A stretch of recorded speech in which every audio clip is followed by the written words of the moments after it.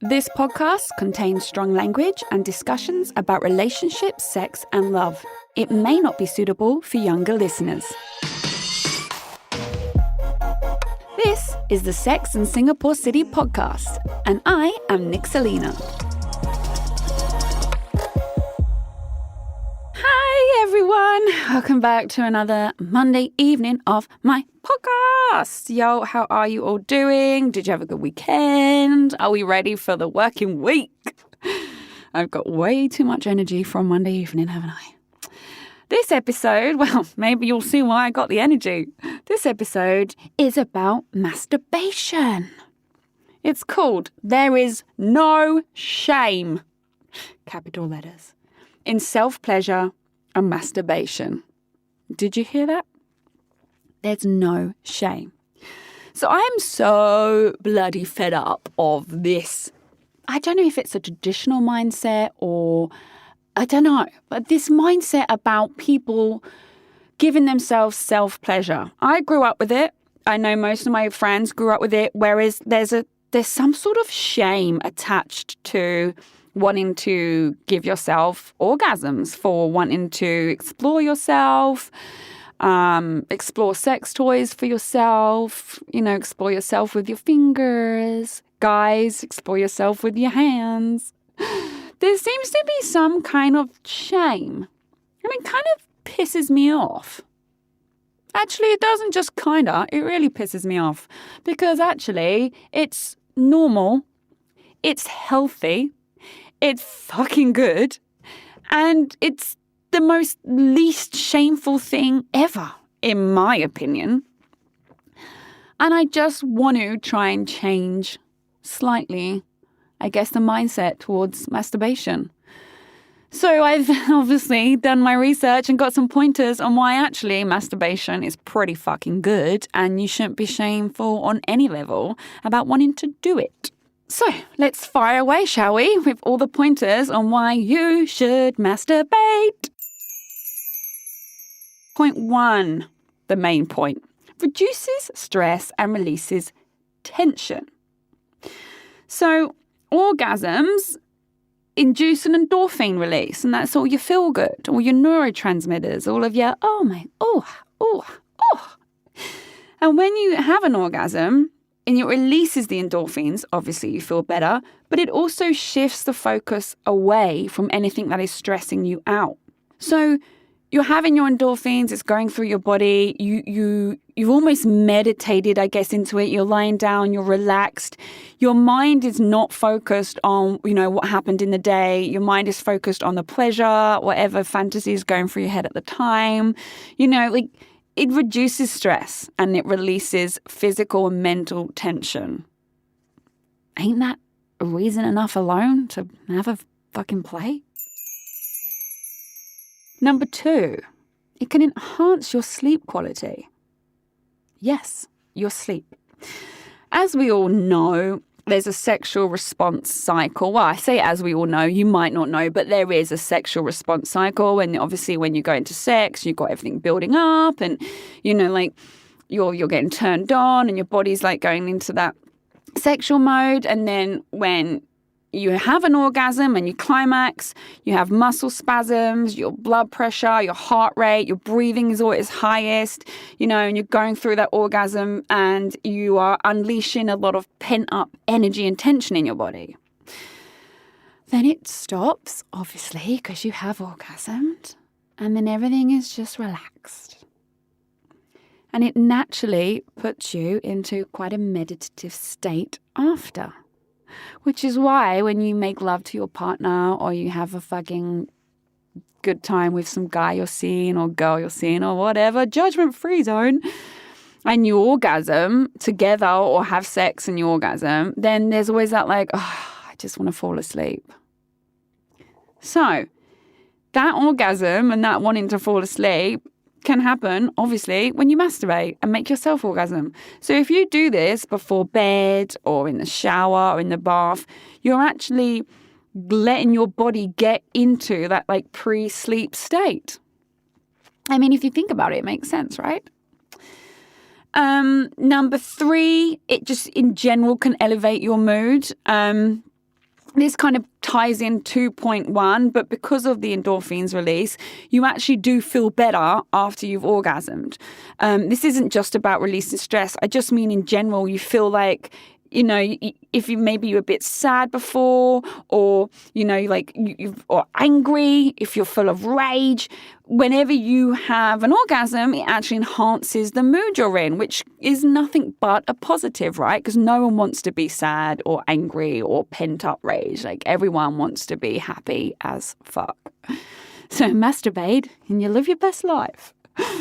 Number 4, it can actually help alleviate pain, especially for women with menstrual cramps.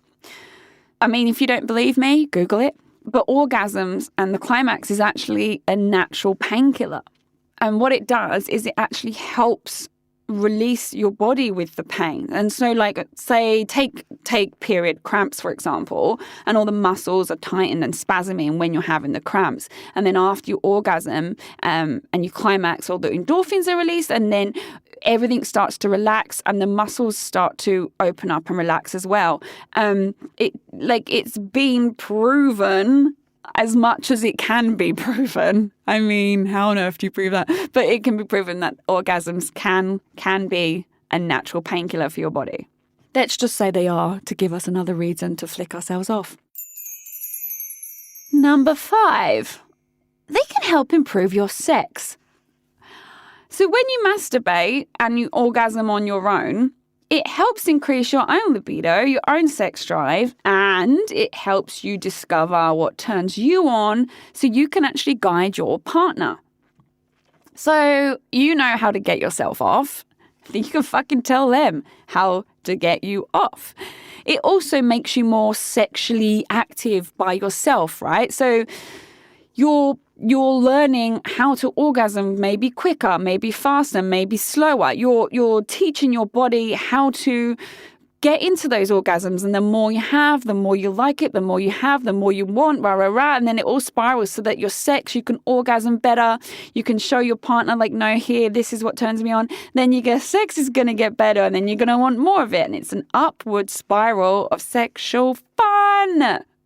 So yes, masturbation, orgasms, climax can also improve your sex life, like tenfold. Number 6, masturbation is safe, easy, and free. Ain't no STDs coming from that vibrator or your fingers. You're STD free, babe. I mean, as long as you are, but this is safe. This is a safe space. You can do it when the fuck you want. You don't have to go out for dinner 5 times with someone before you get yourself off. You don't, oh, fuck me, I just saved my money, and fuck me, literally. It's great. Safe, easy, and free. Like, how is that not a positive? Number 7, your butt, thigh, and pelvic floor muscles get a workout. Obviously, tightening up your pelvic muscles and that whole area is great, especially in the future when you want to have children and you want your body to bounce back. Having strong pelvic floor muscles is a really good thing.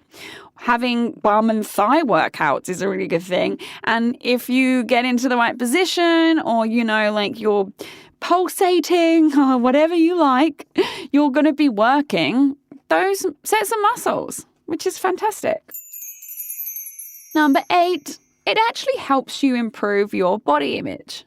Because I'm like, yo, girl, you're feeling sexual now. Am I right? Am I right?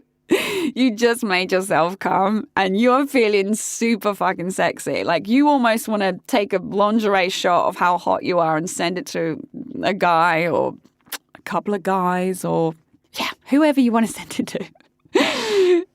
WhatsApp group chat? I'm kidding.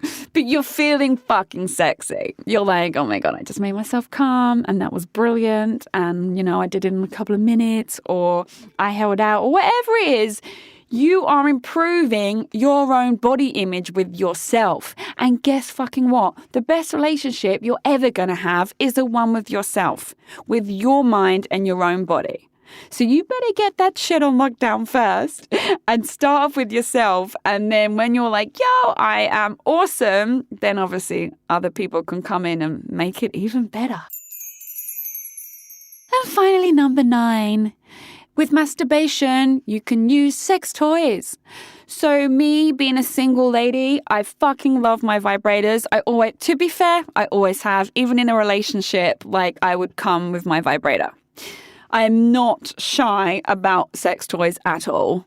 But then, I have been in a sex blogger for like nearly 15 years. So yeah, there's no shame here. But I absolutely bloody love my vibrator, right?